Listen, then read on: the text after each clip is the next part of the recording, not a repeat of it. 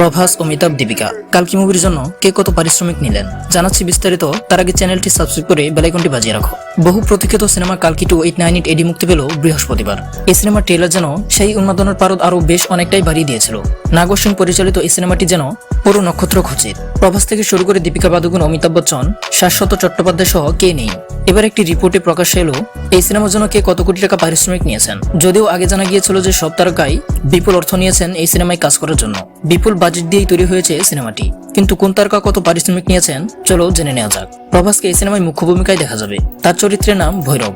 তিনি এই সিনেমার জন্য নিয়েছেন 80 কোটি টাকা। দীপিকা পাদুকোন, যাকে মুখ্য নারী চরিত্রে দেখা যাবে, তিনি 20 কোটি টাকা পারিশ্রমিক নিয়েছেন। এটাই দীপিকার প্রথম তেলুগু প্রজেক্ট। সিনেমায় তার চরিত্রের নাম সুমতি।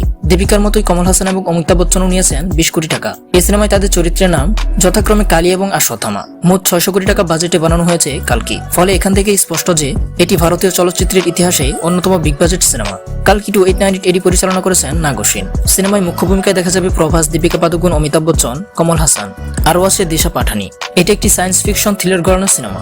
জানা গিয়েছে ইতিমধ্যে এই সিনেমার 19 লাখ টিকিট বিক্রি হয়েছে। এর মধ্যে তেলুগু ভাষাতেই কেবল 15 লাখ টিকিট বিক্রি হয়েছে। অ্যাডভান্স বুকিং এর মাধ্যমে সিনেমাটি 50 কোটি টাকা আয় করে ফেলেছে বলেই এক রিপোর্টে জানানো হয়েছে। ফলে মুক্তির প্রথম দিনেই 191 কোটি টাকার গন্ডি পেরিয়ে যায়। তো বন্ধুরা, এমন সব এন্টারটেইনমেন্ট নিউজ জানতে আমাদের এই চ্যানেলটি সাবস্ক্রাইব করে আমাদের পাশে থাকুন।